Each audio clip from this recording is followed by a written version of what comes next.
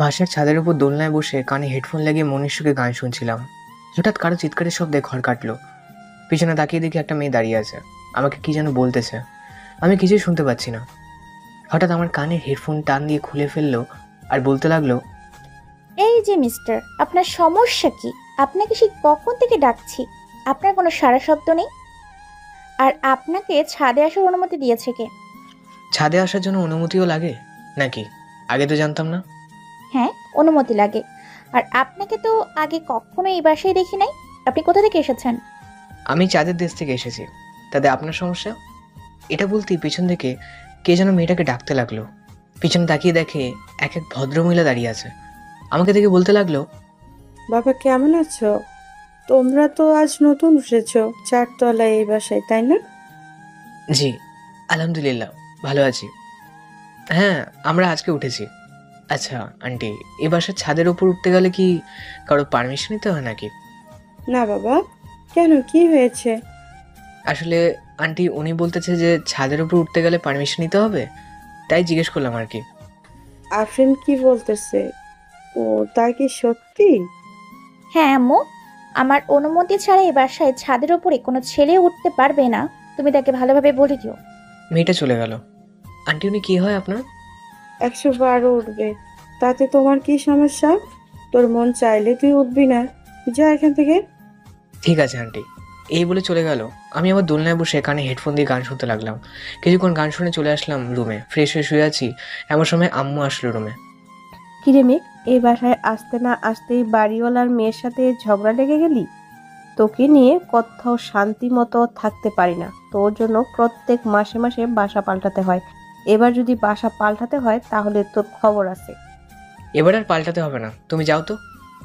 আম্মু চলে গেল। ব্যাগ থেকে ল্যাপটপটা বের করে হ্যাকার জগতে প্রবেশ করলাম। প্রবেশ করার সাথে সাথে পুরো সাইবার জগৎ কেঁপে উঠল। I am the Chitti the make. Hacker জগতে যতজন লোক আছে সবাই এই নামটাকে ভয় পায়, কারণ এর ওপরে আর কোনো হ্যাকার নেই। I am the Chitti. আমার সাইডে ঢুকতে ইমেলে একটাই ইমেলে আসলো। পুরো ইমেলটা পরে মুচকি হেসে ল্যাপটপটা বন্ধ করে দিলাম। এই হাসির কারণটা শুধু একজনই জানে, সেটা হচ্ছে আমার বন্ধু ইমতিয়াজ। বিকেলে খাওয়া দাওয়া করে ল্যাপটপটা দিয়ে চলে আসলাম ছাদে। এসে দেখি মেয়েটা বসে আছে। পাশ কাটি যে চলে আসতে যাব, এমন সময় মেয়েটা বলে উঠলো, কি রে পিচ্ছি, তুই দেখি আবার ল্যাপটপ চালাস। দেখি তোর ল্যাপটপে কি আছে। আমার ল্যাপটপ থেকে আপনি কি করবেন? আমার জিনিস আপনাকে দেবো কেন ধরতে? পিচ্ছির দেখি ভাবও আছে। ল্যাপটপটা দেখবো বলে এত ভাব দেখাতে হবে নাকি? আমার ঘরে এরকম 3-4টা ল্যাপটপ পড়ে আছে, তোর লাগলে নিয়ে আসিস। আমার লাগবে না, আপনারটা আপনি ইউজ করুন। এই বলে চলে আসলাম নিচে। বাগানে বসে আছি, এমন সময় ফোনটা বেজে উঠলো। তাকিয়ে দেখি ইমতিয়াজ ফোন দিয়েছে। কিরে, কি খবর? তোদের ওইদিকে কি খবর? আমাদের খবর ভালো, ওইদিকে খবর ভালো। যেটার জন্য ফোন দিয়েছি শোনো ভালো করে। আজকে রাতে রাজ ভাই আসতেছে আমাদের সাথে দেখা করার জন্য। তুই কি দেখা করবি নাকি করবি না? আমি দেখা করে কি করব? যার দেখা করার ইচ্ছা সে নিজেই আসবে আমার কাছে। যদি আমার খবর জানতে চায় তাহলে বলবি কাল সকাল ঠিক 10টায় ইরান শপিং মলের সামনে আসতে। তোর কোনো খোঁজ কামাই নাই, আমি বুঝি না তুই কি করতে গিয়ে কি করে ফেলিস। আল্লাহ ভালো জানে। ওইদিকে রাহুল হ্যাকার জগতে প্রবেশ করে গতকাল বিশ্বের নামকরা ব্যাংক অ্যাকাউন্ট হ্যাক করে ফেলে তার সকল টাকা নিয়ে নিয়েছে। চিন্তা করিস না, মাত্র তো খেলা শুরু হয়েছে। খেলাটা আর একটু জমতে দে। বাকিটা না হয় তুই আস্তে আস্তে বুঝে যাবি, এখন রাখি। ওই বেটা শোন, আর একটা কথা। তুই যে বাসায় ভাড়া গিয়েছিস ওই বাসার বাড়িওয়ালার পরিচিত হয়ে জানলে অবাক হবি। তিনি হচ্ছেন নামকরা গুন্ডা শফিক ভাই। সে এখনো জানে না যে তুই ওর বাসায় আছিস। জানানোর দরকার নেই তোকে। তোকে যে কাজ দিয়েছি তুই সেই কাজ কর। শফিককে আমি দেখে নিচ্ছি। এই বলে ফোনটা কেটে দিলাম। হঠাৎ কারো কাশির শব্দে পিছনে ফিরে তাকালাম, দেখি ছোট্ট একটা মেয়ে দাঁড়িয়ে আছে। আমাকে আমাকে দেখে বলতে লাগলো, এই যে ভাইয়া, আপনি কি আমার সাথে খেলা করবেন? কেন করবো না, আসো, কি খেলবে বলো। আপনি একটু দাঁড়ান, আমি বলটা নিয়ে আসতেছি। ঠিক আছে, যাও। মেয়েটা চলে গেল। আমি বাগানে বসে আছি। কিছুক্ষণ পর মেয়েটা আর বাড়িওয়ালার মেয়ে আসলো। ছোট্ট মেয়েটা আমার দিকে আঙুল তুলে বলতে লাগলো, আপু, আপু, আমি এই ভাইয়াটার সাথে ফুটবল খেলবো। তুমি আম্মুকে গিয়ে বলে দাও যে আমি বাগানে ফুটবল খেলতেছি। ওনার সাথে খেলতে হবে না, উনি অনেক পচা। ওই দেখো না, আমার 2টা মেয়ের সামনে শার্টের বোতাম খুলে রেখেছে। ভাইয়ার হয়তো গরম লেগেছে, তাই শার্টের বোতাম খুলছে। তুমি ওইদিকে নজর দাও কেন? ওরে পিচ্ছি রে, আজকাল দেখি তোর মুখে বলিও ফুটেছে। আমি কই আবার নজর দিলাম। যাক, তুই ফুটবল খেল, আমি আমার রুমে যাচ্ছি। ঠিক আছে, যাও। মেয়েটা চলে গেল। আচ্ছা পিচ্ছি, তোমার নাম কি? আমার নাম পিচি না, আমার নাম আফসানা। ও আচ্ছা, খুব সুন্দর নাম তো। চলো আমরা ফুটবল খেলি। চলো। এ বলে আমি আর আফসানা ফুটবল খেলতে লাগলাম। কিছুক্ষণ খেলার পর আফসানা বলতে লাগলো, ভাইয়া, আমি আর খেলবো না, আমি বাসায় চলে যাচ্ছি। ঠিক আছে, যাও যাও তাহলে। আফসানা চলে গেল। আমিও চলে আসলাম রুমে। ফ্রেশ হয়ে বসে আছি, এমন সময় আব্বু রুমে ঢুকতে ঢুকতে বলতে লাগলো, মেঘ, দেখ তো আমার অ্যাকাউন্ট থেকে হঠাৎ করে টাকাগুলো দাও হয়ে গেছে। আব্বুর অ্যাকাউন্ট চেক করে দেখি সকল টাকা রাফি নিয়ে গেছে। আব্বু, তোমার টাকা রাতে আসবে ব্যাংকে মনে হয়, কিছু সমস্যা দিয়েছে এর জন্য তেমন দেখাচ্ছে। কিন্তু ব্যাংকে তো আমাকে কোনো মেসেজ দেয় নাই যে কোনো সমস্যা হয়েছে ব্যাংকে। তোমার টাকা রাতে আসলেই হবে, তোমাকে ব্যাংকে যেতে হবে না, তুমি বাসায় থাকো। রাতে যদি টাকা না আসে তাহলে আমি আর তুমি সকালে ব্যাংকে যাব না। ঠিক আছে, তাহলে তুই কাজ কর, আর আমি জবটা 4 মাস কন্টিনিউ করতে পারবো, এরপর রিজাইন নিতে হবে। তুমি কোনো চিন্তা করো না, এর মধ্যে আমি একটা চাকরি বের করে নেব না। আর আমি তো অনলাইনে কাজ করতেছি, এখান থেকে কিছু টাকা আয় হচ্ছে। সামনে আরও যে কয়েক মাস কাজ করি তাহলে ভালো টাকা ইনকাম করতে পারবো। তোর কাছে যেটা ভালো হয় ওইটাই কর। আর তুই কি পড়ালেখা করবি না নাকি? হ্যাঁ, পড়ালেখা করব, তবে পাশাপাশি কাজও করব। তোমার টেনশন করতে হবে না। আচ্ছা, আমি যাই রে এখন। আব্বু চলে যেতেই হ্যাকার জগতে প্রবেশ করলাম। অন্য একটা অ্যাকাউন্ট ক্রিয়েট করে রাফিনকে ফোন দিলাম। Hello mister Rafin. কে বলতেছেন আপনি? আর আমার সাথে কন্ট্রাক্ট করলেন কিভাবে? আমি সব কিছুই করতে পারি। এখন বলেন আমজাদ সাহেব, এর অ্যাকাউন্ট থেকে টাকাগুলো নিয়েছেন কেন? আপনি কে আর জানলেন কি করে আমি যে আমজাদ সাহেব এর অ্যাকাউন্ট থেকে টাকা নিয়েছি? আমাকে আপনি চিনবেন? আমার পরিচয় যদি জানতে পারেন তাহলে আমার পা ধরে মাফ চাইতে হবে আপনার। তাই বলছি, এখনই টাকাগুলো ফেরত দিয়ে দিন, না হলে আপনার কি হাল হবে বুঝতেই পারছেন। আমি টাকাগুলো ফেরত দিব না, দেখি আপনি কি করতে পারেন। Just wait 2 minute. এ বলে রাফিনকে কলে বেহেস্ত রাখলাম। এদিকে আমি আমার অ্যাকাউন্টে প্রবেশ করে রাফিনের 14 গোষ্ঠীর অ্যাকাউন্ট থেকে সব টাকা আমার অ্যাকাউন্টে ট্রান্সফার করে ফেললাম। টাকাগুলো আমার অ্যাকাউন্টে আসার পর রাফিনকে বলতে লাগলাম, ইউর অ্যাকাউন্ট চেক প্লিজ। আপনি কে সত্যি করে বলেন, আর আমার টাকাগুলো নিলেন কিভাবে? আমার অ্যাকাউন্টে তো হাই সিকিউরিটি দিয়ে রেখেছিলাম। আমার ভয়েস শুনে কি এখনো চিনতে পারো নাই আমি কে? মেঘ ভাই, আপনি? হ্যাঁ আমি। কুত্তার বাচ্চা, তোর কত বড় কলি যে তুই আমার বাবার অ্যাকাউন্ট থেকে টাকা নিস হ্যাক করে। এখন তোর 14 গোষ্ঠীর অ্যাকাউন্ট থেকে টাকা আমার কাছে নিয়ে এসেছি, আর তোর অ্যাকাউন্টে অ্যাক্টিভ মোড ওখানে রেখেছি, অ্যাক্টিভ করে যাতে পুলিশ তোকে ধরতে পারে। কিছুক্ষণের মধ্যে তোর বাসায় পুলিশ যাবে। ভাই, আমাকে ক্ষমা করে দিন, আমি ভুল করে এমনটা করে ফেলেছি। প্লিজ ভাই, এবারের মতো মাফ করে দিন। বলেছিলাম না আমার কাছে মাফ চাইতে হবে তোর? এখন আমি কিছুই করতে পারবো না। কিছুদিন আগে একটা ব্যাংক অ্যাকাউন্ট হ্যাক করেছিলি মনে আছে? ওইখানে সকল ডকুমেন্ট তোর নাম লিস্ট করে থানায় পাঠিয়ে দিয়েছি। দেখ, পুলিশের গাড়ি তোর বাসার সামনে চলে এসেছে। রাখছি এখন। আর একটা কথা মনে রাখিস, তুই আর কোনোদিন হ্যাকার জগতে প্রবেশ করতে পারবি না। এই বলে ফোনটা কেটে দিলাম। কিছুক্ষণ পর কে যেন আমার ঘরে ঢুকলো, তাকিয়ে দেখি আফসানা। আরে আফসানা, তুমি এখানে? হ্যাঁ ভাইয়া, আপুর সাথে এসেছি। আপু কি যেন বলবে তোমাকে। আমি আবার কখন তোকে বললাম যে আমি অনেকে কিছু বলবো? আসার সময় না বলে? আচ্ছা, তোমরা দুজন কথা বলো, আমি নিচ থেকে পানি খেয়ে আসি। ঠিক আছে, যাও। আফসানা চলে যেতেই আফরিনকে বললাম, বসেন, এখানে আর কি বলতে এসেছেন বলেন। কিছু বলার নেই।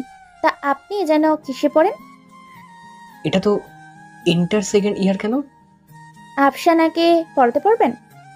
ওকে তো আপনি পড়াতে পারেন, আমার পড়ানোর কি দরকার আছে? আমার কাছে পড়তে চায় না, এর জন্যই তো বললাম আপনি ওকে যদি একটু পড়াতেন তাহলে খুব ভালো হতো। আচ্ছা পড়াবো, কাল থেকে সন্ধ্যার দিকে পাঠিয়ে দিন। আমার রুমে পড়ানো শেষ করে আমি দিয়ে আসবো না আবার।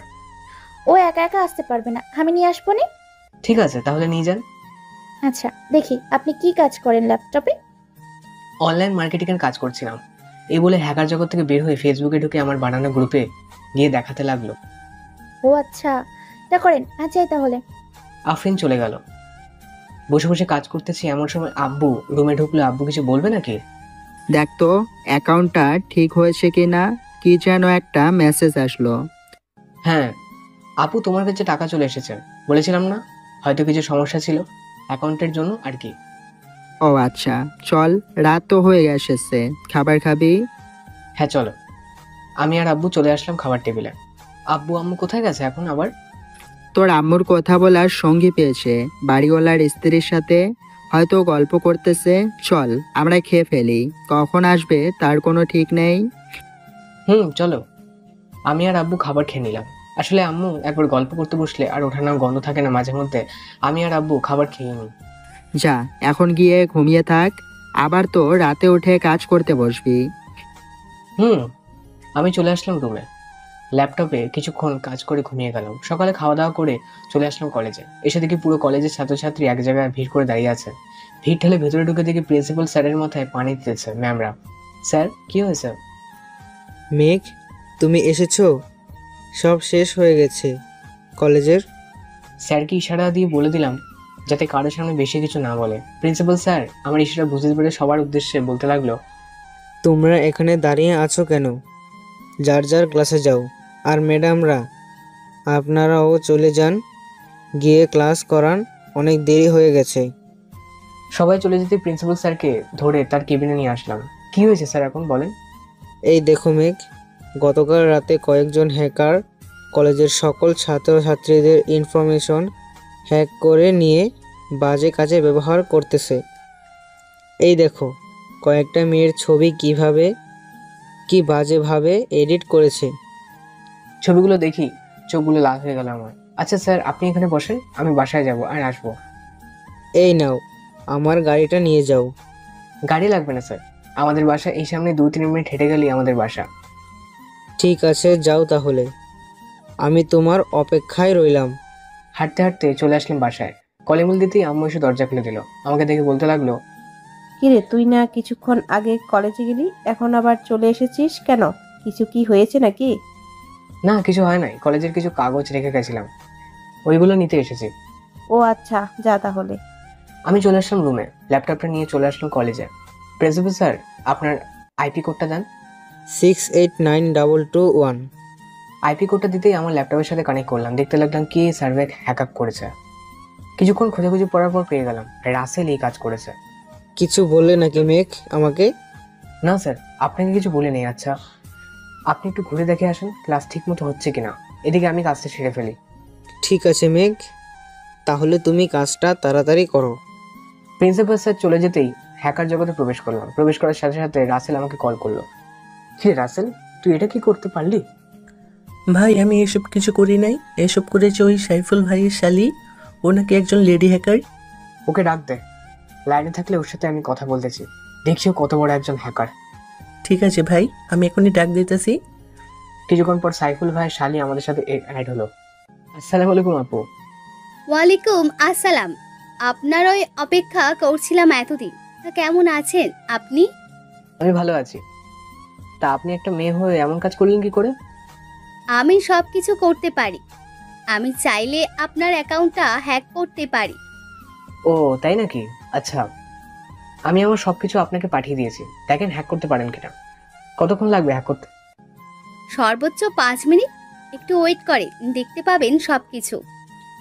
মেয়েটা আমার সিকিউরিটি সিস্টেম ভাঙতে চাইছে, পারছে না। 10 মিনিট পর মেয়েটাকে আবার ফোন দিলাম, কি খবর, এখনো হ্যাক করতে পারেন নাই? আমার সবকিছু তো আপনাকে দিয়ে দিয়েছিলাম। না, পারি নাই। তা এখন কি করতে হবে বলেন। আগে বলেন কয়েকটা মেয়ের পিক এমন করেছেন কেন, আর কলেজের সবকিছু চুরি করেছেন কেন? মন চাইছে তাই করেছি, তাতে আপনার কি? আর আপনি এত নাক গলাচ্ছেন কেন? 5 মিনিটের মধ্যে যদি ফেরত না দেন তাহলে আপনার এমন হাল করব, আপনি কি আপনার পরিবারও আপনার দিকে তাকাতে পারবে না। ঠিক আছে, দেখি আপনি কেমন হ্যাকার আর আমাকে কি করতে পারে। এই বলে ফোনটা কেটে দিলাম। ফোনটা কেটে আমার অ্যাকাউন্টটা লগ ইন করে কলেজের সকল ইনফরমেশন ব্যাক নিয়ে আসলাম। কিছুক্ষণ পর মেয়েটাকে ফোন দিয়ে বললাম, আপনার বাসার নিচে দেখেন পুলিশ দাঁড়িয়ে আছে আপনাকে এবং আপনার দুলাভাইকে ধরে নিয়ে যাবে। ধরে নিয়ে গেলেই কি? আমরা তো আবার ফিরে আসব। তাদের কাছে তো কোনো প্রমাণ নেই যে আমরা এসব করেছি। তাদের কাছে প্রমাণ আছে, দেখেন আপনি। থানায় নিয়ে যাওয়ার পর দেখাবে আপনাকে সবকিছু কি কি আছে প্রমাণ। এই বলে ফোনটা কেটে দিলাম আর রাসেলের নাম্বারে ফোন দিলাম। হ্যালো রাসেল। তুমি থাকতে ওইসব হয় কি করে? ভাই আমি কিছু জানি না, আমার স্ত্রীকে পিসির সামনে বসে খাবার খেতে গিয়েছিলাম, এসে দেখি এসব হয়েছে। আপনার সাথে কন্ট্যাক্ট করতে চেয়েছিলাম, কিন্তু আপনার ওই সিমটা বন্ধ, পরে আর কন্ট্যাক্ট করতে পারিনি। ঠিক আছে, এখন কলেজের সব ইনফরমেশন আগের মতো করে দাও। আর পুলিশ যদি কিছু জিজ্ঞেস করে তাহলে আরও ভালোভাবে উস্কে দেবে তাদের, ওরা যেন জেল থেকে না বের হতে পারে। ঠিক আছে ভাই, এখন রাখি তাহলে। ঠিক আছে, কাজ শেষ করে বসে আছি। ওইদিকে রাসেল সকল কিছু ঠিক করতে লাগলো। কিছুক্ষণ পর প্রিন্সিপাল স্যার তার কেবিনে বসে প্রবেশ করলেন। স্যার, আপনার সকল ইনফরমেশন আগের মতো হয়ে যাবে। কিছুক্ষণ পর সাকসেসফুল দেখালে বুঝে যাবেন আগের মতো হয়ে গেছে। ধন্যবাদ মেঘ, তুমি আজকে আমার বড় উপকার করলে। এই ছবিগুলো যদি সোশ্যাল মিডিয়ায় আপলোড হয়ে যেত তো তাহলে মেয়েগুলোর আত্মহত্যা ছাড়া আর কিছুই চিন্তা করতে পারতো না। স্যার, আমি যতদিন বেঁচে আছি ততদিন কিছুই হবে না। আর কত কিছু দিন ধরে খেয়াল করছি কলেজে কিছু ছেলে কেমন যেন ব্যবহার করছে। ওরা কি ড্রাগস বা অন্য কিছু খায় নাকি? ওয়েট, আমি সিসি ক্যামেরা দেখে বলতেছি। বস, তুমি এখানে? তোমার জন্য কফি বানিয়ে আনতে বলি? না স্যার, আমি কিছুই খাবো না। আপনি শুধু আমাকে দেখা জানান, অনেক কাজ পড়ে আছে আমার। এই দেখো কিছুদিন আগে ফুটেজ। কলেজ গেটের বাইরে কয়েকজন ছেলে আমাদের কলেজের ছাত্রদের কি যেন দিচ্ছে। লোকগুলো ছবি তুলে নিলাম ফোনে। ঠিক আছে, আর কিছু বলতে হবে না, বাকিটা আমি দেখে নিচ্ছি। আর আমি এখন ক্লাস করতে পারবো না, বাসায় চলে যাচ্ছি। ম্যামকে বললেন পড়াগুলো আমাকে ফোন করে বলে দিতে। ঠিক আছে, তুমি যাও, আমি বলে দিতেছি। আমি চলে আসলাম বাসায়। কলিং বেল দিতেই আব্বু এসে দরজা খুলে দিল। আব্বু, তুমি অফিস থেকে চলে এসেছো নাকি? হ্যাঁ রে, শরীরটা খারাপ লাগছিল তাই চলে এসেছি। কাল থেকে অফিস যেতে হবে না, আমি একাই সামলাতে পারবো পরিবার। এই কয়েকদিন পরে আসি, পরে তো রিজাইন দিয়েই ফেলবো। শরীর সুস্থ হলে এরপর যাইও অফিসে, এর আগে কিন্তু অফিসে যাবে না, এই বলে দিলাম। ঠিক আছে বাপ, যা ফ্রেশ হয়ে খাবার খেয়ে নে, তোর মা আবার চলে গেছে। ও, ফ্রেশ হয়ে এসে খাবার খেয়ে নিলাম, খাওয়া দাওয়া করে রুমে চলে আসলাম। আগের সিমটা চালু করতেই ফোনে হাজার হাজার কল, হাজার হাজার মেসেজ আসতে লাগলো। ভেবেছিলাম ফোনের শব্দে ঘরটা ভেঙে যাবে, কিন্তু আমার ধারণা ভুল ছিল, ঘরটা ভাঙে নেই। ফোন দিলাম খুব পরিচিত একটা নাম্বারে। ওই পাশ থেকে রিসিভ করতে বলতে লাগলো, ভাই আপনি কোথায় আছেন? আপনাকে এত ফোন দিলাম, আপনার লোকেশন ট্র্যাক করলাম, কিন্তু আপনাকে খুঁজে পাচ্ছি না কোথাও। আপনি প্লিজ গ্যাং ছেড়ে দিয়েন না। না রে, আমি গ্যাং ছাড়ি না। একটা কাজে শহরে এসেছিলাম, তোদের কিছু পিক দিতেছে। এই লোকেদের মেরে এই কলেজের সামনে ফেলে দিয়ে যাবি। ঠিক আছে ভাই, আর আপনি গ্যাংয়ে ফিরে আসেন, আপনার অপেক্ষা করতেছে সবাই। কিছুদিন পর আসবো, আবার আগের মতো হবে আমাকে। শহরে আবার অন্যায় কাজ হচ্ছে, আবার গরিবদের উপর অত্যাচার করছে। এসব সহ্য হচ্ছে না আমার আর। হ্যাঁ ভাই, তবে ভাই একটা কথা, আপনি যার সাথে রিলেশন করতেন তার বড় বোন আপনার সাথে কথা বলতে চায়, আপনি আসলে ওনাকে খবর দিব। হঠাৎ এতদিন পর স্নেহার বোন আমার সাথে কথা বলতে চায় কেন? স্নেহার সাথে তো আমার সম্পর্ক আরো 5 বছর আগে শেষ হয়ে গেছে। জানি না ভাই, কেন জানি আপনার সাথে কথা বলতে চাইছে। আচ্ছা, আমি আগে আসি, এরপর না হয় কথা বলবো না ওর সাথে। তোকে যে কাজটা দিয়েছি আজকের মতো এই কাজটা শেষ করবি, তোকে লোকেশন পাঠিয়ে দিয়েছি। ঠিক আছে ভাই, রাখি এখন। ইমরানের সাথে কথা বলে নিজে চলে আসলাম। আবু, তোমার ব্যাংকে কত টাকা আছে? এই, তোর 60 থেকে 70 লক্ষ টাকা আছে, হঠাৎ এই কথা জিজ্ঞেস করছিস কেন? আমি চাচ্ছিলাম একটা বিজনেস করার জন্য। তুমি কি বলো? তুমি যদি অনুমতি দাও তাহলে আমি বিজনেস শুরু করব। বিজনেস তো শুরু করবে, কিন্তু এই টাকায় তো হবে না রে। আর কিসের বিজনেস শুরু করবি? থান কাপড়ের বিজনেস শুরু করব। বেশি টাকা খরচ পড়ে না, আমার তো জায়গা কেনা আছে। ওইখানে না হয় 25 থেকে 30টা মেশিন বসে চালু করে দিলাম। ইনশাল্লাহ যদি লাভ হয় তাহলে আস্তে আস্তে আরো বড় করব। ঠিক আছে, কর তাহলে। তোর টাকা কবে লাগবে আমাকে বলিস, আমি ব্যাংক থেকে উঠিয়ে দিয়ে দেবনে।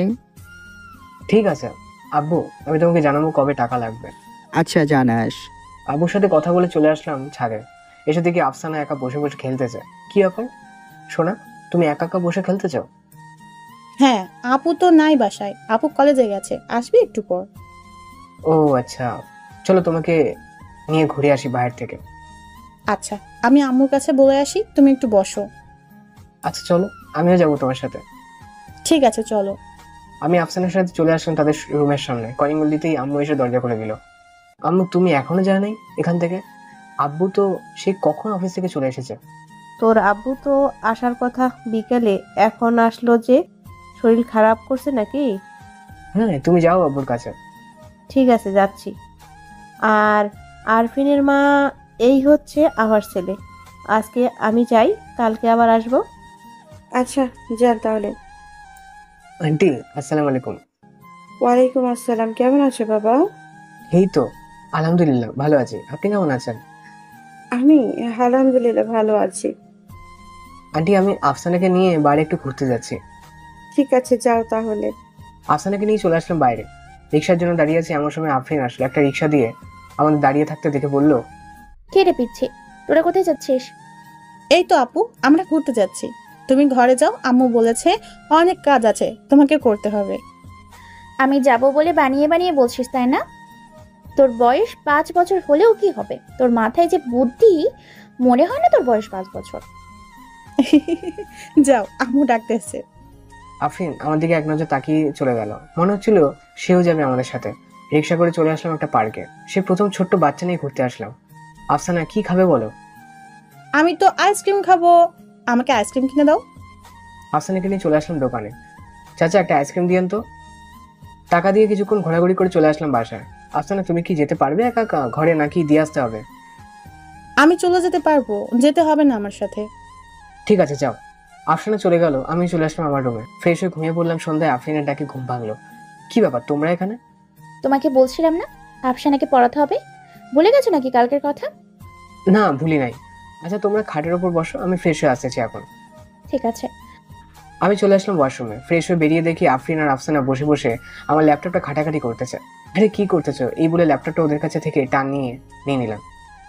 আমরা তো গেম খেলছিলাম, ভালোভাবে বললেই তো রেখে দিতাম, এবার টান দিয়ে নেওয়ার কি আছে?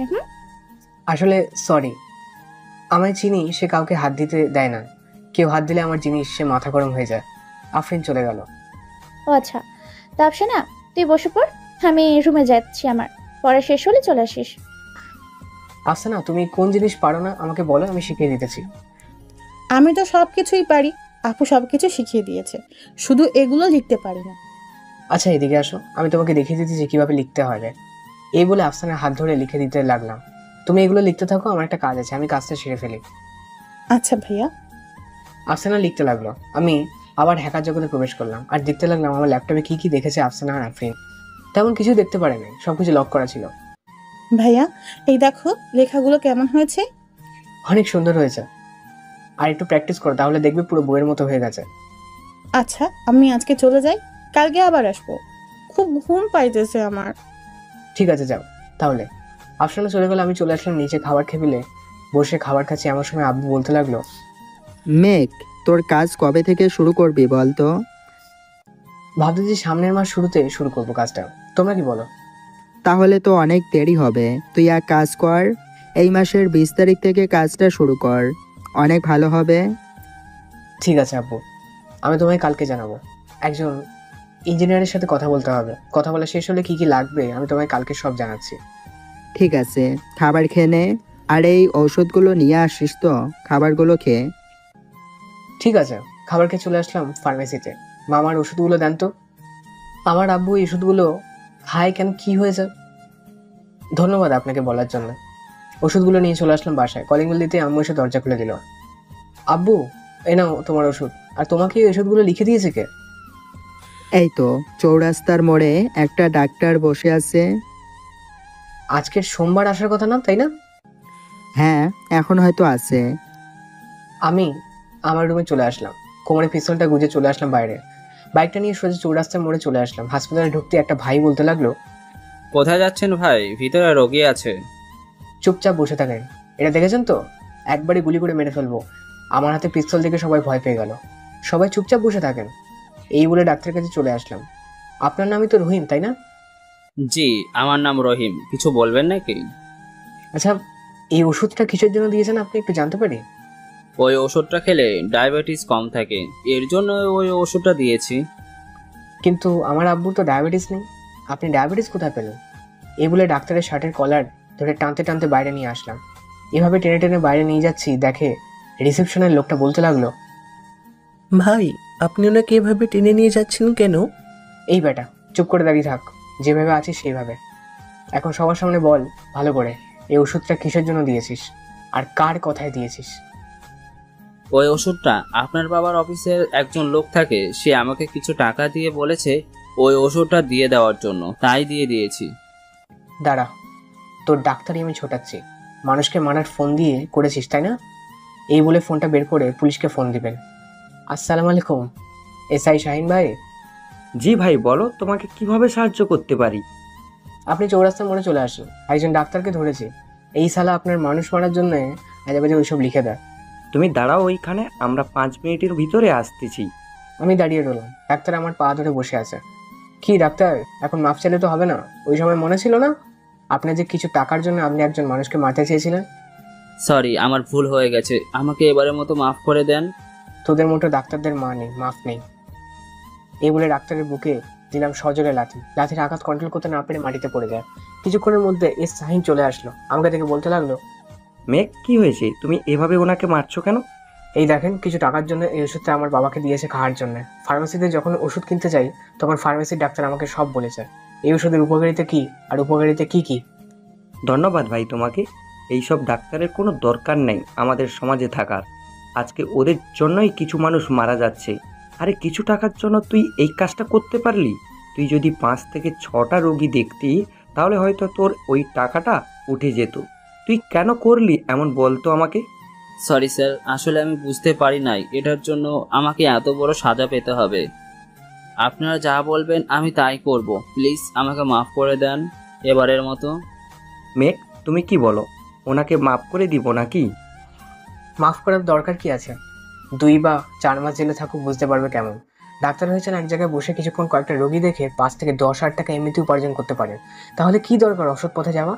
এভাবে ছেড়ে দেবো পরের জন্য অন্য কাউকে এমন করবেন না, তার কি প্রমাণ আছে? আপনি একবার সুযোগ দিয়ে দেখতে পারেন, আরেকবার যদি এমন কাজ করি তাহলে আমাকে ফাঁসির দড়িতে ঝুলাবেন, নিজে মুখে বলে গেলাম। এখন যে ওষুধগুলো দিয়েছেন আব্বুকে, সবগুলো ওষুধ ঠিক করে লিখে দেন। আর আপনার 10 লক্ষ টাকা ফাইন করা হয়েছে, এই 10 লক্ষ টাকা এখন দিবেন আপনি। মেঘ যেটা বলেছে এটাই হবে। আপনাকে 10 মিনিট সময় দিলাম, আপনি টাকাটা তাড়াতাড়ি জোগাড় করেন। আমরা এখানেই আছি। ঠিক আছে। আমরা বসে চা খেতে লাগলাম। কিছুক্ষণ পর ডাক্তার এসে আমাদের হাতে 10 লক্ষ টাকা দিয়ে দিল আর বলল, স্যার এখানে তো আমি একা অপরাধ করি নাই, ওনার বাবার অফিসের একজন লোক আমাকে কাজটা করতে দিয়েছে, সেও তো জড়িয়ে আছে এখানে, তাকেও ধরতে হবে আপনাদের। এখন রাত, এখন অফিস ছুটি, কাল সকালে অফিসে যাওয়া হবে। শাহিন ভাই আপনাকে ধন্যবাদ ফোন দেওয়ার সাথে সাথে আসার জন্য। তোমার মতো লোক যদি আমাকে ফোন দেয় তাহলে না এসে থাকতে পারি বলো? আর গ্যাং কেমন চলছে তোমার? ভাই কয়েক মাসের জন্য এসব থেকে বেরিয়ে গিয়েছিলাম, কিন্তু আবার দেখতেছি মাফিয়ার লোকেরা সেই মেয়ে পাচার, ড্রাগস ইত্যাদি জিনিস পাচার করতেছে। এর জন্য আবার ঢুকতে হবে।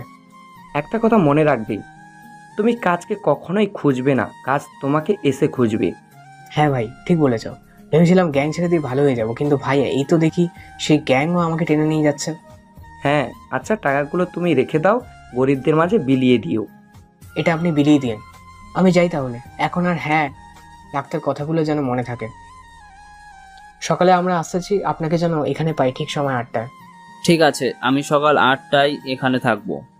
আমি চলে আসলাম বাসায়, কয়েন বেল দিতেই আম্মু এসে দরজা খুলে দিল।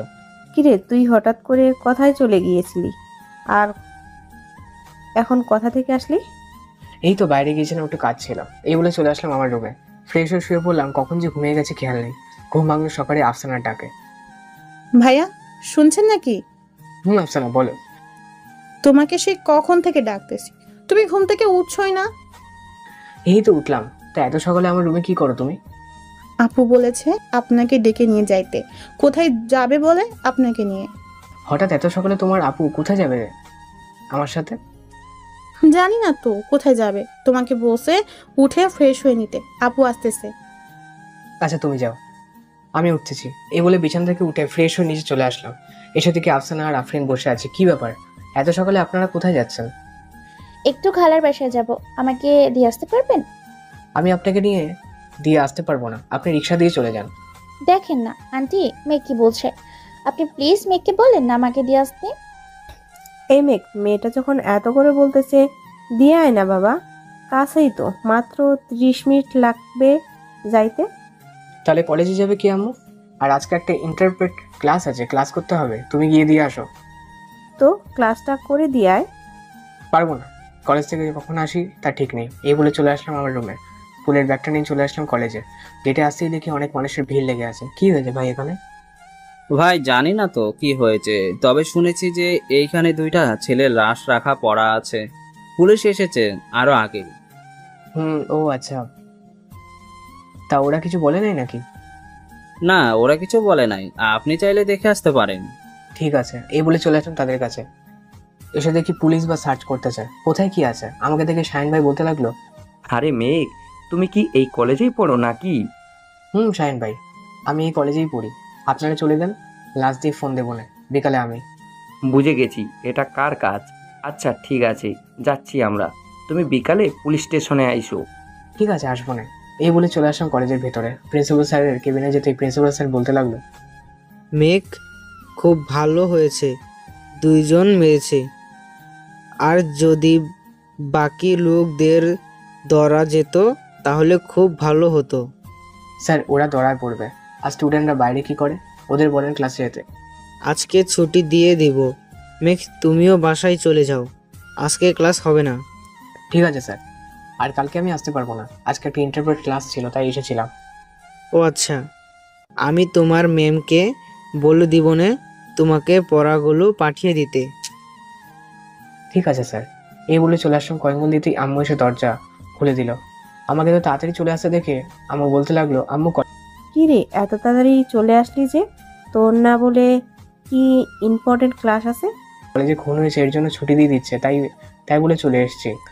ও আচ্ছা, তোর আর নিয়ে যেতে হবে না, গাড়ি করে পাঠিয়ে দিয়েছি। ভালো করেছে আম্মু। এই বলে চলে আসলাম আমার রুমে, ফ্রেশ হয়ে খাবার খেয়ে থানায় চলে আসলাম। আমি আসছি, সকল পুলিশ অফিসার আমাকে থেকে সালাম দিতে লাগলো। সালামের উত্তর দিয়ে চলে আসলাম শাহিনের স্যারের কেবিনে। আসসালামু আলাইকুম স্যার। ওয়ালাইকুম সালাম। মেঘ, এসেছো? বসো চেয়ারে। আমি একটা চোরকে পিটিয়ে আসি। স্যার, চোর পেটালে কি হবে? সে তো আবার চুরি করবে, তাই না? তার থেকে ভালো হবে আপনাকে নিয়ে চলেন তার কাছে, আমি কথা বলে দেখি সে কি বলে। ঠিক আছে, চলো তাহলে। আমি চলে আসলাম চোরটার কাছে। কিরে, চুরি করিস কেন? স্যার, পেট তো চালাতে হবে তাই না, তাই চুরি করি। তুই কিসে পড়িস? এই তো স্যার, এসএসসি পাস করেছি, কিন্তু চাকরি করতে গেলে ঘুষ ছাড়া চাকরি হয় না। আর কি করব স্যার? আমি তোকে চাকরি দেবো, করবি নাকি? হ্যাঁ স্যার, করব। ঠিক আছে, এই কার্ডটা রাখ হাতে, ফোন দিবি আর বলবি মেঘ ভাই বলেছে আমাকে একটা চাকরি দিতে, তাহলে দিয়ে দেবে। কিন্তু কি চাকরি করব সেটা তো বললেন না। তুই কি কাজ পারিস সেটা বল আগে শুনি। সব কাজই পারি, যেটা বলবেন সেটাই করব। এখন যদি বলি পিস্তলটা দিয়ে শাহিন স্যারকে খুন করতে, তাহলে কি করতে পারবি? উনি যদি বলে তাহলে ফোন করতে পারবো। শাহিন স্যার কি বলেন আপনি? বলবো নাকি আপনাদের খুন করার জন্য? আচ্ছা মেঘ, তুমি ওই দেয়ালে বলো গুলি করতে, যদি করতে পারে তাহলে বুঝবো যে ও পারবে। দেয়ালে গুলি করতে হবে না, তুমি শাহিন স্যারের পায়ে গুলি করো। এটা বলতেই চোরটা শাহিন স্যারের পায়ে গুলি করলো, কিন্তু পিস্তল থেকে বুলেট বের হলো না। কি ব্যাপার মেঘ, পিস্তল এ তো পুরো বুলেটে ভরা ছিল, বুলেট কোথায় গেল? বুলেট আমার হাতে, এই নেন আপনার বুলেট আর পিস্তল। আর তুমি রাতে যোগাযোগ করবে এই নাম্বারে, রাতে কথা বলবো তোমার সাথে। ঠিক আছে স্যার, এখন তাহলে যাই আমি। ঠিক আছে, যাও তাহলে। চোরটা চলে গেল। শাহিন ভাই, এখন আমাকে আর কিছু করতে হবে না, নাকি বলেন? না মেঘ, আর কিছু করতে হবে না তোমাকে। আর ওই লোকগুলোকে খুন করেছে তোমার লোক, তাই না? শাহিন ভাই, এখন আর কিছু করতে হবে নাকি? না, আর কিচ্ছু করতে হবে না, তুমি বাসায় যেতে পারো। যদি দরকার হয় তাহলে তোমাকে ফোন দিব নে। ঠিক আছে শাহিন ভাই। এই বলে চলে আসলাম বাইরে, বাইকটা নিয়ে সোজা চলে আসলাম নদীর পাড়ে। এসে দেখি ইমরান দাঁড়িয়ে আছে। কিরে, তোদের কি খবর? এই তো ভাই ভালো, আপনার কি খবর? আমারও ভালো। তা কখন আসলি এখানে? এই তো কিছুক্ষণ আগে আসলাম। আর কোনো কাজ আছে বলেন, আমি তাহলে করে দিয়ে যাই। না, তোমার কোনো কাজ করতে হবে না, এখন এই দিকটা আমি করে নিতে পারবো। ঠিক আছে ভাই, তাহলে আমি চলে যাই এখান থেকে। এখানে থাকলে আমার উপর বিপদ হবে, মাফিয়ার লোকেরা আমাকে খুঁজছে মারার জন্য। হঠাৎ তোমাকে খুঁজেছে কেন? খোঁজার তো কথা আমাকে। ভাই, আমার গ্যাংয়ের মধ্যে সবাই জানে যে আপনি মারা গেছেন, কিন্তু আমি আর এসআই শাহিন উনি ছাড়া অন্য কেউ জানে না যে আপনি বেঁচে আছেন। ও আচ্ছা, এক কাজ কর, তুই তাদের গিয়ে বলবি যে আমার বস ফিরে এসেছে। এটা বললে বুঝতে পারবি আমার গ্যাংয়ের কোনো লোক হয়তো কথা পাচার করে। ঠিক আছে ভাই, আপনি যা বলবেন সেটাই হবে। আমি এখন যাই। নদীর দিকে তাকিয়ে আছি, হঠাৎ পেছন থেকে ইমরানের চিৎকার। পিছনে ফিরে দেখি ইমরান মাটিতে পড়ে আছে, আর সামনে দুইজন লোক দাঁড়িয়ে আছে পিস্তল নিয়ে। কিরে মেঘ, কেমন আছিস? রোমানের বাচ্চা এই বলে কোমর থেকে পিস্তলটা বের করে এলো। পাথারি গুলি করতে লাগলাম। রোমান ভয় পালিয়ে গেল। এই ইমরান ভাই, তোর কি হয়েছে? চোখ খোল। ভাই আমাকে মাফ করে দিস। আমি যদি মরে যাই আমার পরিবারকে দেখে রাখিস। তুই একটু চোখ খুলে তাকিয়ে থাক, আমি হাসপাতালে যাচ্ছি। এই বলে ইমরানকে নিয়ে চলে আসলাম হাসপাতালে। ডাক্তার ডাক্তার প্লিজ ওকে একটু দেখুন। কি হয়েছে ওনার? গুলি লেগেছে, প্লিজ তাড়াতাড়ি ওনাকে অপারেশন করেন। আমরা পুলিশকে এখনই জানাচ্ছি। ওরা যদি এসে বলে তাহলে আমি আপনার অপারেশন করতে পারবো, এর আগে না। এই কুত্তার বাচ্চা, এটা দেখেছিস কি? কি একটা গুলি করব? একবারে উপরে চলে যাবি। আমি যা বলছি তাই কর, তা না হলে। নার্স, ওনাকে ওটিতে নিয়ে যান, আমি আসতেছি। আমার রক্ত চোখ দেখে ডাক্তার ভয়ে চলে গেল অপারেশন রুমে। প্রায় 30 মিনিট পর ডাক্তার বের হতে জিজ্ঞেস করতে লাগলাম, ডাক্তার আমার বন্ধু কেমন আছে এখন? আপনার বন্ধু এখন সুস্থ আছে। হার্টের খুব কাছে গুলিটা লেগেছিল। হার্টে যদি লাগতো তাহলে ওনাকে আর বাঁচানো যেত না। ধন্যবাদ ডাক্তার। আর ওনাকে কখন কেবিনে শিফট করবে? এখনই শিফট করবে, তবে উনি 3 ঘন্টা ঘুমাবেন। ঘুমের ইঞ্জেকশন দিয়েছি ওনাকে। আচ্ছা ডাক্তার, আমি তাহলে নিচে গিয়ে অপারেশনের টাকাটা দিয়ে দিচ্ছি। ঠিক আছে, যান তাহলে। আর হ্যাঁ, টাকা দিয়ে আমার কেবিনে আসবেন, একটু কথা আছে আপনার সাথে। ঠিক আছে ডাক্তার। এই বলে চলে আসলাম নিচে। অপারেশন টাকাগুলো নিয়ে চলে আসলাম ডাক্তারের কেবিনে। ডাক্তার, আসতে পারি? আসেন। ডাক্তারের কেবিনে ঢুকে বসে আছি। আমি কিছুক্ষণ পর ডাক্তার বলতে লাগলো, এই নেন, এই ওষুধগুলো ঠিক মতো খাওয়াতে হবে। আর ওনাকে সবসময় চিন্তামুক্ত রাখবেন। ওনার হার্টের খুব কাছে গুলিটা লেগেছে, আর জুড়ে চিৎকার করতে বারণ করবেন। ঠিক আছে ডক্টর। এই বলে চলে আসলাম বাইরে। ওষুধগুলো নিয়ে ইমরানের কেবিনে ঢুকতে ইমরান বলতে লাগলো, ভাই আপনার কিছু হয় নাই তো? না, আমার কিছু হয় নাই। আর এখন রেস্ট কর। তুই আমি বাইরে আছি, কিছু লাগলে বলবি। আপনি বাসায় চলে যান, আমি একা একা থাকতে পারবো এখানে। তবে একা থাকতে থাকতে হবে না। তোর পরিবারকে ফোন দিয়েছি, আসতেছে ওরা। তাদেরকে জানানোর কি দরকার ছিল? এমন জানিয়েছি। ওই তো ওরা চলে এসেছে। ইমরানকে এই অবস্থায় দেখে তার স্ত্রী কান্না করতে করতে বলতে লাগলো, এই তোমার কি হয়েছে? আরে পাগলি, কিছু হয় নাই, বসো এখানে। ভাবি কিছু হয় নাই। ইমরানের, আপনারা বসেন, আপনার জন্য খাবার নিয়ে আসি। ভাই কিছু আনতে হবে না, আপনি বসে থাকেন এখানে। চুপ একদম। এই বলে চলে আসলাম নিচে। কিছু ফল আর হোটেল থেকে খাবার নিয়ে চলে আসলাম কেবিনে। এই নেন ভাবি, এগুলো খেয়ে নেন আপনারা। ইমরান, আমি একটু বাসায় যাইতেছি, যদি কোনো প্রয়োজন হয় তাহলে ফোন দিস আমাকে। ঠিক আছে ভাই। আমি চলে আসলাম বাসায়। কয়েক বল দিতেই আম্মু এসে দরজা খুলে দিল। আমাকে এমন অবস্থায় দেখে বলতে লাগলো, কিরে কোথায় গিয়েছিলি? আর তোর শরীর এর এই অবস্থা হয়েছে কেন? কয় কি হয়েছে? আমার কিছু হয় নাই। এই বলে চলে আসলাম আমার রুমে। এসে দেখি আফরিন আর আফসানা বসে বসে টিভি দেখতেছে। কি ব্যাপার, তোমরা এইখানে? তো কোথায় থাকবো আর? আন্টির কাছে পারমিশন নিয়েই এসেছি আপনার রুমে। সো আপনাদের বকাবকি করতে হবে না। ঠিক আছে। এই বলে চলে আসলাম ওয়াশরুমে। ফ্রেশ হয়ে বাইরে এসে দেখি আম্মু, আফরিন, আফসানা আর আন্টি বসে আছে। আম্মু খাবার দাও, আমাকে বের হতে হবে। আমাকে আবার কোথায় যাবি তুই এখন? অফিসের কাজ ধরেছি, যেতে হবে তাই। ওহ, তুই টেবিলে যা, আমি খাবার বেড়ে দিতেছি। আচ্ছা। এই বলে চলে আসলাম খাবার টেবিলে। খাবার খেয়ে বসে আছি, আমার সময় আব্বু আসলো আর আমাকে দেখে বলতে লাগলো, কি রে মেঘ, কাজ শুরু করেছিস নাকি? আব্বু কাজ শুরু করেছি। আচ্ছা, এখন আমি চলে যেতেছি, কখন আসবো বলতে পারছি না। তোমরা ঘুমিয়ে থেকো রাতে। আমি যদি আসি তাহলে আমার কাছে যে চাবিটা আছে ওইটা দিয়ে দরজা খুলে আসবো না। ঠিক আছে, ভালোভাবে কাজ করিস। আচ্ছা আব্বু।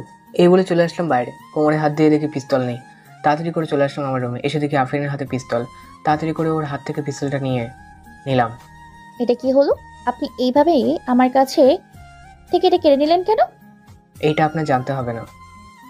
আপনি আর আমার রুমে আসবেন না, বের হয়ে যান। যাবো না। কি করবেন শুনি? কিছু করবো না, আপনি থাকেন তাহলে। এই বলে চলে আসলাম বাইরে। বাইকটা নিয়ে শুয়ে চলে আসলাম হাসপাতালে। এসে দেখি আমার সকল লোক পুরো হাসপাতালে ভরে গেছে। কিরে, তোরা সবাই ভিতরে আসলি কেন? তোদের জন্য সবার সমস্যা হচ্ছে? আমি চলে আসলাম ইমরানের কাছে। কিরে, কেমন লাগতেছে? কোনো অসুবিধা হচ্ছে না তো? না ভাই, কোনো অসুবিধা হচ্ছে না। একটু আগে ডাক্তার এসে দেখে গেছে আমাকে। ও আচ্ছা। আর শোন তো, তোর না গুপ্তচর আছে? ওই নাম্বারটা দে, ওর সাথে কথা আছে। এই নেন, এইটা ওর নাম্বার, ফোন ফোন দেন, চলে আসবে সে। ঠিক আছে। ইমরানের ফোনটা নিয়ে চলে আসলাম নিচে। গুপ্তচরের নাম্বারে ফোন দিতেই ফোনটা রিসিভ করলাম। হ্যালো ইমরান ভাই। আমি তোমার ইমরান ভাই না, আমি তোমার বস। তুমি এখনই হাসপাতালের সামনে চলে আসেন। ঠিক আছে বস, আর কিছু নিয়ে আসতে হবে নাকি? তুমি যত মাফিয়াদের খোঁজখবর জানো সবার ইনফরমেশন নিয়ে আসো। আজকে আবার নতুন রূপে ফিরে আসবো। ঠিক আছে বস, আমি আসতেছি, কিছুক্ষণ ওয়েট করেন। এই বলে ফোনটা কেটে দিলাম। সবাই শোনো, তোমাদের কিছু কথা বলতেছি। তোমরা সবাই আবার আগের মতো কাজ শুরু করবে, আবার মিশন হবে। আর রাকেশ, তোমাকে বলতেছি, তুমি একটু দেখো ভারতের মাফিয়া কোথায় আছে এখন। ঠিক আছে ভাই, আমি এখনই দেখতেছি ভারতের মাফিয়া কিং কোথায় আছে। আর বাকিরা তোমাদের বলতেছি, তোমরা নতুন কাজ শুরু করো। আবার আমি ফিরে এসেছি। ভাই কাজ তো শুরু করব, কিন্তু আমাদের ডেরা তো ভারতের মাফিয়া কিংরা দখল করে রেখেছে। এখন আমরা কি করব বলেন? আর আমাদের পিস্তলগুলো ইমরান ভাই কোথায় রেখে দিয়েছে তাও জানি না। আচ্ছা, তোমাদের কোনো চিন্তা করতে হবে না, আমি চাইতেছি ইমরানের কাছে। আমি জিজ্ঞেস করবো না পিস্তলগুলো কোথায় রেখেছে। ভাই আপনার যেতে হবে না, আপনি এখানে বসেন, আমি এক্ষুনি জিজ্ঞেস করে আসতেছি পিস্তলগুলো কোথায় রেখেছে। ঠিক আছে, যাও। ছেলেটা চলে গেল। আমি বসে আছি চেয়ারে। কিছুক্ষণ পর ইমরানের খবরই আসলো। কেমন আছে জিসান? জি ভাই, ভালো আছি, আপনি কেমন আছেন? আমিও ভালো আছি। তার সকল খবর এনেছো তো? ভাই আমার ব্যাপার তো জানেনই আমি কেমন। যে কাজ দিবেন না কেন কমপ্লিট করে ছাড়ি, না যাই হোক না কেন। তা তো আমি জানি হয়। এখন বলো, কোনো মাফিয়া কিং কোথায় আছে, কি কাজ করতেছে, কার সাথে চলতেছে, সকল ইনফরমেশন আমাকে দাও। এই দেখেন ভাই, এই হচ্ছে আফ্রিকার মাফিয়া।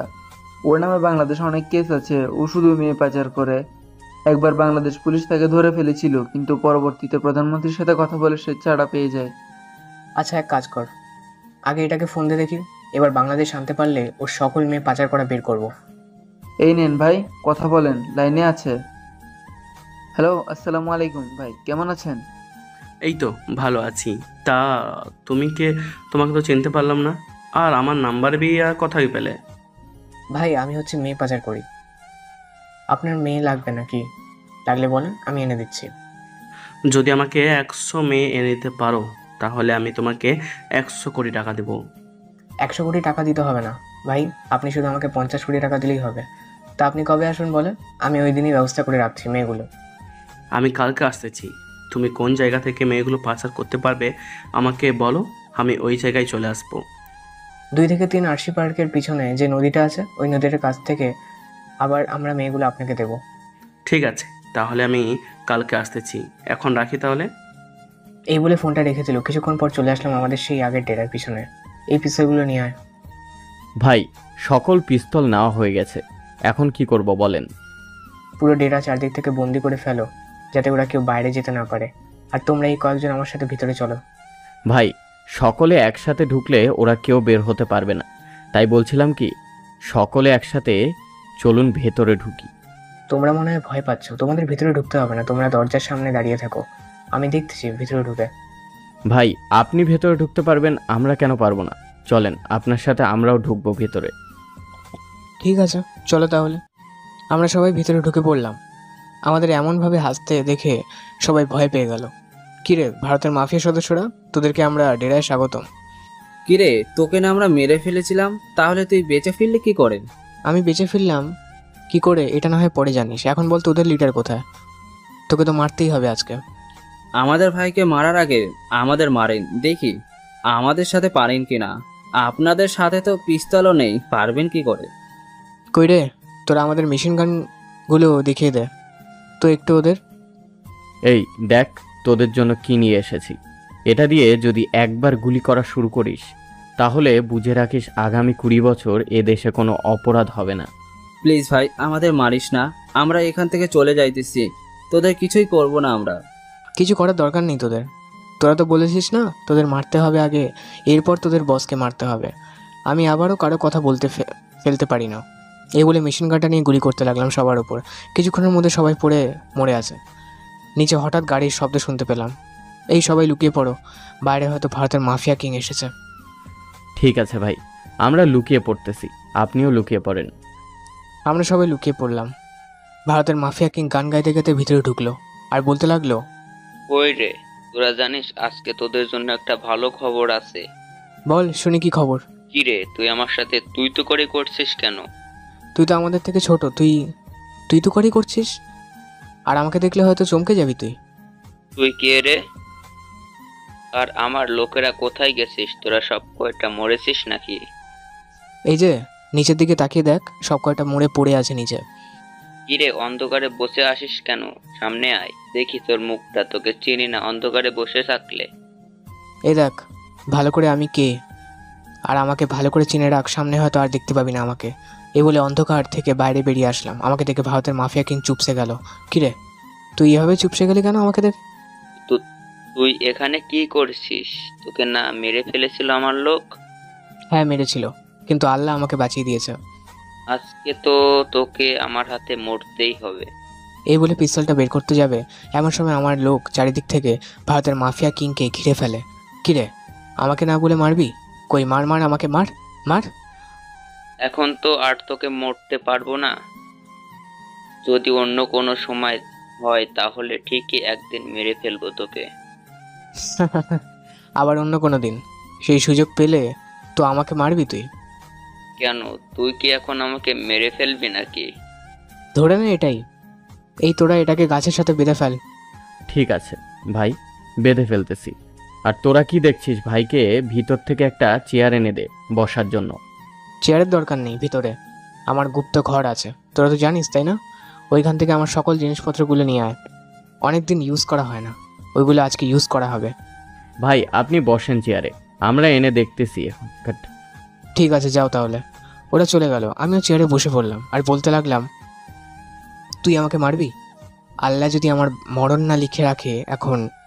আমি তো জানতাম না তুই মরিস না। তা না হলে আমি আরো সতর্ক হয়ে থাকতাম যদি জানতাম তুই বেঁচে আসিস। তুই তো এখন আমাকে মেরে ফেলবি। হয়তো আল্লাহ আমার মৃত্যু এখানেই লিখে রাখছে। ঠিকই বলেছিস, আল্লাহ যা চায় ভালোর জন্যই চায়।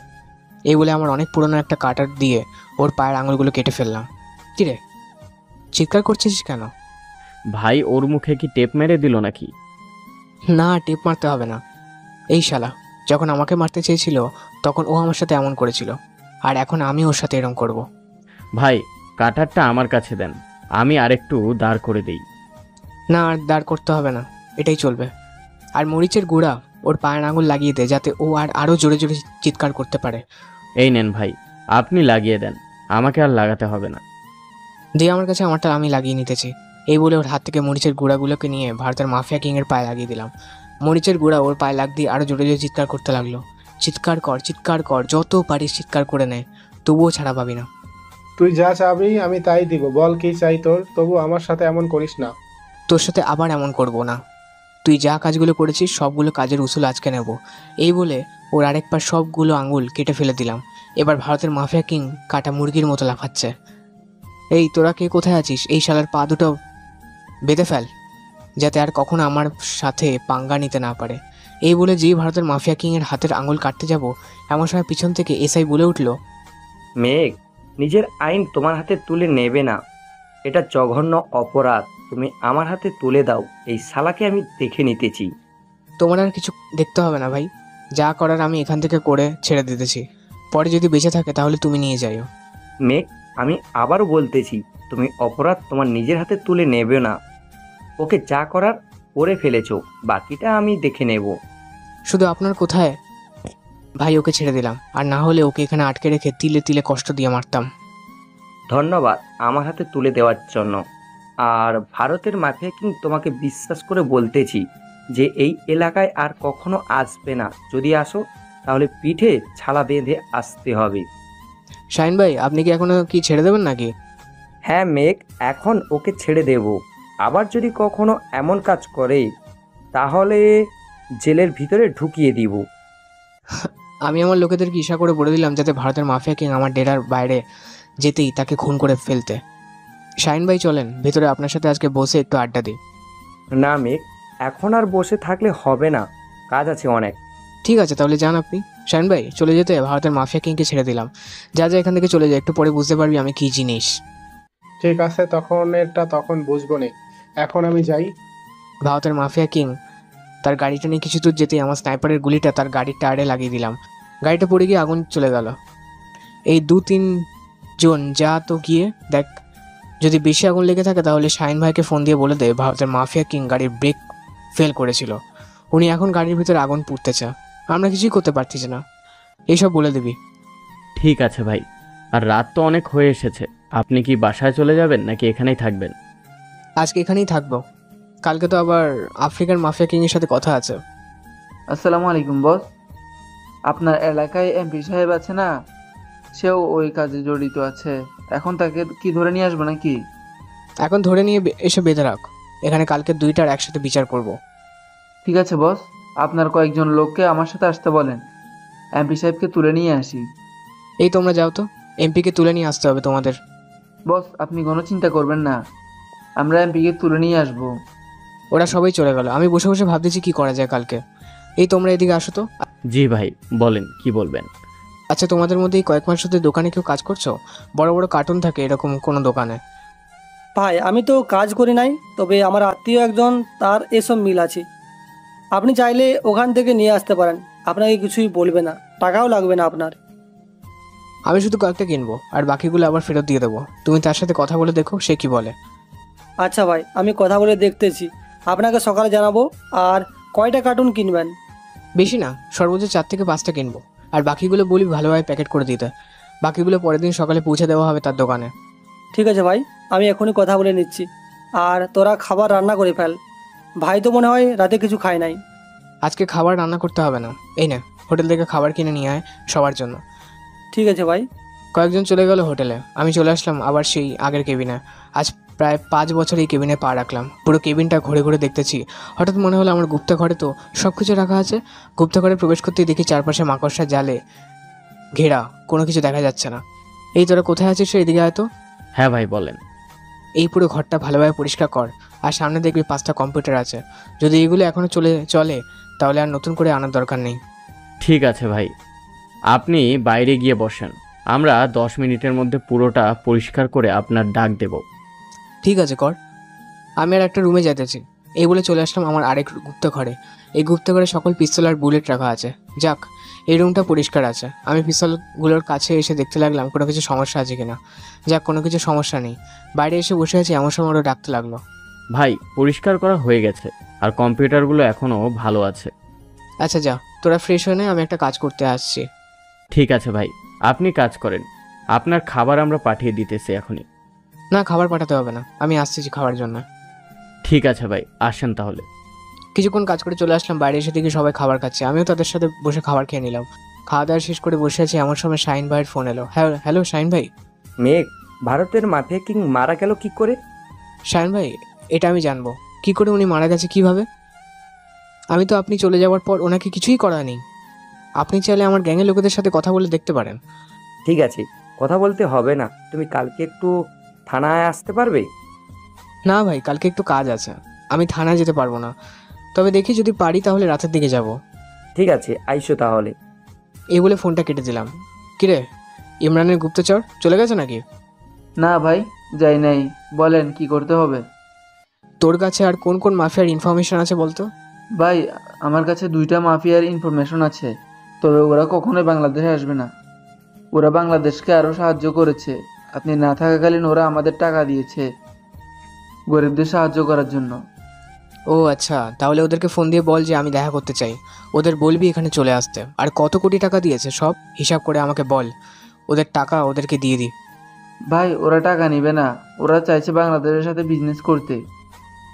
আপনি যদি বলেন তাহলে ওরা আসবে। আচ্ছা, ফোন দিয়ে বল আসছে। আমার অফিসে তৈরি হয়েছে, কিছুটা সময় লাগবে অফিসে তৈরি করতে।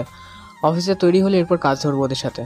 ঠিক আছে ভাই, তাহলে আমি ফোন দিয়ে বলতেছি ওদের 2 দিন পর আসার জন্য। হ্যাঁ, 2 দিন পর আসলে ভালো হবে, ফোন দিয়ে বলে দে। দেখতে দেখতে রাতটা কেটে গেল, সকালে সকল কার্টুন নিয়ে চলে আসলো আমার লোক। ভাই এ নেন সকল কার্টুন। সবগুলোই তো নিয়ে এসেছিস, আর আফ্রিকান মাফিয়াকে কোন দিয়ে জিজ্ঞেস কর কোথায় আছে। ঠিক আছে ভাই, জিজ্ঞেস করতেছি। বসে বসে ভাবতে যে কীভাবে কি করা যায়, কিছুক্ষণ চিন্তা ভাবনা করে একটা আইডিয়া মাথায় আসলো। কিরে, আফ্রিকান মাফিয়া কি বলেছে, ওরা কখন আসবে? ভাই ওরা প্রায় চলে এসেছে, আমাদের সন্ধ্যার দিকে যেতে হবে। ঠিক আছে, আমরা সন্ধ্যার দিকে যাব। আর বড় একটা গাড়ি রেডি কর, কার্টুনগুলো নিতে হবে। ভাই আমাদের গাড়ি দিয়েই তো নেওয়া যাবে। আমাদের গাড়িগুলো নিয়ে যদি নিয়ে যায় তাহলে ওরা বুঝে যাবে যে এই প্যাকেটগুলোতে কিছুই নেই, তাই বলতেছে একটা বড় দেখে গাড়ি রেডি কর যাতে সব বক্সগুলো গাড়িতে নেওয়া যায়। জি ভাই, এখন বুঝতে পারছি। আচ্ছা, আমরা গাড়ি রেডি করতেছি। আর বক্সগুলো কোথা থেকে ওঠাবো, এখান থেকে নাকি অন্য কোথাও থেকে? গাড়িটা নিয়ে জঙ্গলের শেষ মাথা নিয়ে যাবি, ওখান থেকে বক্সগুলো ওঠানো হবে। এখানে যদি কেউ জেনে যায় ডেরা আছে তাহলে সমস্যা হবে, আমাদের কাজ করতে পারবো না ঠিক মতো। ভাই আমাদের পরিচিতি গাড়ি আছে, কোনো সমস্যা হবে না এখান থেকে উঠালে। আর আমরা তো ড্রাইভ করতেই পারি, আমরা না হয় গাড়িটা নিয়ে চলে আসব। হ্যাঁ, তোরাই গাড়িটা নিয়ে চলে আসছিল, অন্য কাউকে নিয়ে আসিস না। তাহলে এখন চলে যা, আবার গাড়ি আনতেও সময় লাগবে, কার্টুনগুলো ভরতেও সময় লাগবে। হ্যাঁ ভাই। ওরা চলে গেল। শোন, তোদেরকে একটা কাজ দিতেছি, তোরা এই কার্টুনগুলো কেমনভাবে কোষ্টিপ মারবি যাতে পরবর্তীতে ওঠানো যায় আর কেউ বুঝতে না পারে এটার ভিতরে কি আছে। ঠিক আছে ভাই। আপনি কোথাও যাবেন নাকি? হ্যাঁ, আমি একটু হাসপাতালে যাব ইমরানকে দেখতে, আর আমার একটু কাজ আছে, ওটাও শেষ করে আসবো। ঠিক আছে ভাই, যান তাহলে। বাইকটা নিয়ে চলে আসলাম হাসপাতালে, বাইকটা পার্ক করে লিফট দিয়ে চলে আসলাম ইমরানের কেবিনের সামনে। ভাবি, আসতে পারি? হ্যাঁ ভাই, আসো। তা আপনারা সকালে খাবার খেয়েছেন নাকি? না, এখনো খাই নাই, একটু পরে খাবো। কি বলেন, দুপুর তো হতে চললো। আপনারা বসেন, আমি খাবার নিয়ে আসতেছি। এ বলে তাদের কোনো কথা না শুনেই চলে আসলাম নিচে। ভাইয়া, 4 প্যাকেট বিরিয়ানি দিয়েন তো। হ্যাঁ নেন ভাই, আপনার 4 প্যাকেট বিরিয়ানি। বিরিয়ানির টাকা দিয়ে চলে আসলাম ইমরানের কাছে। ভাবি, এই নেন, খাবারগুলো খেয়ে নেন। আর ইমরান, তোর কোনো সমস্যা হচ্ছে না তো? আমার আর এখানে থাকতে মন চাইতেছে না, আমি বাসায় যেতে চাই রে, তো একটু ব্যবস্থা কর না। আচ্ছা, আমি ডাক্তারের সাথে কথা বলছি, দেখি ডাক্তার কি বলে। আশা করি 3 দিনের আগে বা 4 দিনের আগে তোকে রিলিজ দেবে না। তুই একটু ট্রাই করে দেখ কি বলে ডাক্তার। ঠিক আছে, আমি ট্রাই করে দেখতেছি। এই বলে চলে আসলাম ডাক্তারের কেবিনে। ডাক্তার, আসতে পারি? ডাক্তার, ইমরানকে রিলিজ দেবে কখন? ওনাকে কালকে রিলিজ দিব, আজকে থাকুক এখানে, দুপুর তো হয়ে এসেছে, কিছুটা সময়। আচ্ছা, তাহলে দিন। আর কোনো সমস্যা হবে না তো ইমরানের? না, আর কোনো সমস্যা হবে না, তিনি এখন সুস্থ আছেন। আমরা ভাবতে পারি না যে উনি এত তাড়াতাড়ি সুস্থ হয়ে যাবেন। আর ভালো কথা হচ্ছে ওনার স্ত্রী ওনার পাশে ছিল, তাই আরো তাড়াতাড়ি সুস্থ হতে পেরেছে। ও আচ্ছা, তাহলে আমি এখন যাই। ঠিক আছে, যান। আমি চলে আসলাম বাইরে। শোন, তোর ইমরানের যা কিছু লাগে এর দিস নিচ থেকে। ভাবি হয়তো বলতে শরম পাচ্ছে, আমি খাবার না এনে দিলে হয়তো সারাদিন না খেয়ে থাকতো। তোরা একটু খেয়াল রাখিস, একটু পরপর গিয়ে জিজ্ঞেস করবি কি কি লাগবে। ঠিক আছে ভাই, জিজ্ঞেস করবো না। আর আপনি কি এখন চলে যাবেন নাকি? হ্যাঁ, আমি এখন চলে যাব, আমার একটা কাজ আছে রে। ঠিক আছে ভাই, যান তাহলে। আমি চলে আসলাম মাসুম ভাইয়ের কাছে। ভাই, কেমন আছেন? এই তো ভালো আছি। তা তোমাকে তো চিনতে পারলাম না, তুমি কে? মুখ থেকে মাছটা খুলতেই মাসুম ভাই আমাকে জড়িয়ে ধরলো। ভাই, আপনার এই অবস্থা কেন? তুমি চলে যাওয়ার পর আমাকে আর কেউ দেখতে আসে নাই, তুমি একমাত্র আমাকে চিনতে। তোমার লোকেরা তো জানে না আমার খবর। এখানে আর কাজ করতে হবে না, চলেন আমার সাথে, আমাদেরকে রান্না করে খাওয়াবেন আগের মতো। হ্যাঁ মেঘ, চলো তাহলে। মাসুম ভাইকে নিয়ে চলে আসলাম ডেরায়। দেখতে দেখতে রাত হয়ে আসলো, আমরা চলে আসলাম সেই ঠিকানায়। নদীর পাড়ে বসে আছি, এমন সময় কয়েকটা বড় নৌকা আসতে লাগলো। ভাই, ওরা আসতেছে, আমরা রেড কাট। আরে এখনই রেডি হওয়ার কি দরকার আছে, ওরা আসুক না আগে, ওদের সাথে কথা বলি। হাই ব্রো, কেমন আছো? এই তো আলহামদুলিল্লাহ ভালো আছি, আপনি কেমন আছেন? আমিও আলহামদুলিল্লাহ ভালো আছি। বসেন, চেয়ারে কথাবার্তা বলি আগে, এরপর না হয় কাজের বিষয়ে আসা যাবে। ঠিক আছে, তা কয়জন মেয়ে এনেছো? আপনি যেটা বলেছেন ওইটা এনেছি। এই নাও, তোমার এখানে 50 কোটি টাকা আছে, আর 50 কোটি টাকা দিয়ে গেলাম অ্যাডভান্স তোমাকে। ঠিক আছে।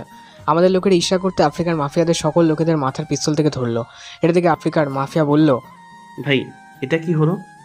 আপনি আমার লোকদের মাথায় পিস্তল ধরছেন কেন? এটাই হয়তো, আমি জানতাম আপনি মেয়ের জন্য আসবেন, আর আপনি এর আগেও আমার দেশ থেকে আরও মেয়ে পাচার করে নিয়ে এসেছেন।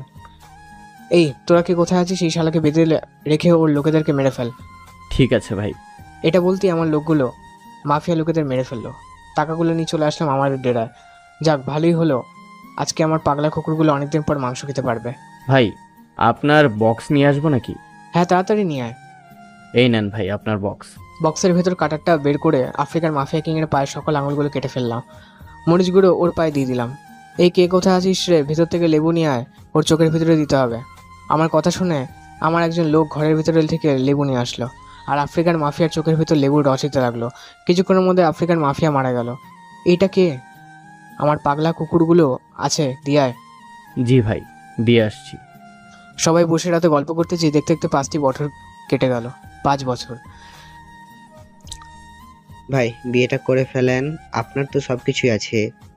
বিয়ে তো করতে পারবো, কিন্তু মেয়ে কোথায় পাবো? কেন আপনাদের বাড়িওয়ালার মেয়েকে বিয়ে করে ফেললেন?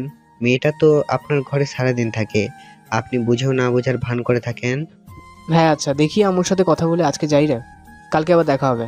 ঠিক আছে ভাই, যান। আমি চলে আসলাম বাসায়। কয়েঙ্গুল দিতেই আম্মু এসে দরজা খুলে দিল।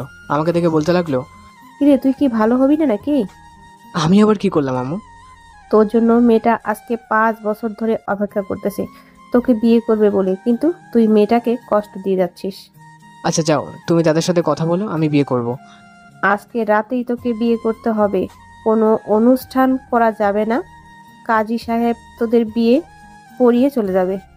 ঠিক আছে, তাহলে এটাই হবে। আমি চলে আসলাম আমার রুমে, এসে দেখি আফরিন বসে আছে। আমি তাকে দেখেও না দেখার ভান করে চলে আসলাম ওয়াশরুমে। ফ্রেশ হয়ে বাইরে এসে দেখি এখনো বসে আছে। আরে আফরিন, তুমি এখানে কখন আসলে? কি হলো, কথা বলছো না কেন? কি বলবো তোকে, আজকে তুই যদি আমাকে বিয়ে না করিস তাহলে এটা দেখেছিস তো, এটা দিয়ে না আমি আমার হাত কেটে ফেলবো। আরে হাত কাটতে হবে না, আজকে তোমাকে বিয়ে করব। তুমি তোমাদের বাসায় গিয়ে দেখো, আম্মু কথা বলতেছে। সত্যি বলছিস তো? হ্যাঁ সত্যি বলতেছি। এটা বলতে আফরিন চলে গেল। রাতে খাওয়া দাওয়া করে সবাই বসে আছি, আমার সময় কাজে আসলো। এখানে কার বিয়ে হবে? কেন কাজী সাহেব, আমাকে দেখতেছেন না? আমার বিয়ে হবে। ও, তোমাদের বিয়ে হবে? আসলে আমি ভেবেছিলাম বিয়ে তো বাসায় হচ্ছে, তোমরা বিয়ের ড্রেস পরে থাকবে। অন্যান্য বিয়েতে তো এটাই করবে। এটা না হয় ভিন্ন বিয়ে হবে। কাজে আমাদের বিয়েটা করিয়ে চলে গেল। রাত প্রায় 12টা। আফরিন একা একা ঘরে বসে আছে। আমি ঘরে ঢুকতে আফরিন এসে আমার পা ধরে সালাম করলো। আরে কি করতেছো বাড়িওয়ালার মেয়ে? কেন? আমি আমার বরকে সালাম করতেছি। আফরিনকে বুকের সাথে চেপে ধরলাম। কিছুক্ষণ এভাবে থাকার পর বলতে লাগলাম, চলো 2 রাকাত নফল নামাজ পড়ে আমাদের নতুন জীবন শুরু করি। হ্যাঁ চলো। নামাজ আদায় করে দুজন মিলে কিছুক্ষণ গল্প করলাম। বিছানায় শুয়ে পড়তে আফরিন আমার দিকে কেমন ধরে যেন তাকালো। কি হলো, এভাবে তাকিয়ে আছো কেন? শুয়ে পড়ো। এখন শুয়ে পড়বি মানে? তাহলে আমার বেবি এনে দিবে? বেবি আনতে অনেক কষ্ট হবে তোমার। এখন শুয়ে থাকো, কালকে বেবি এনে দেবো। আমার আজকে বেবি লাগবে। এটা বলেই আফরিন আমার পাঞ্জাবির কলার ধরে তার ঠোঁটের সাথে আমার ঠোঁট এক করে দিল।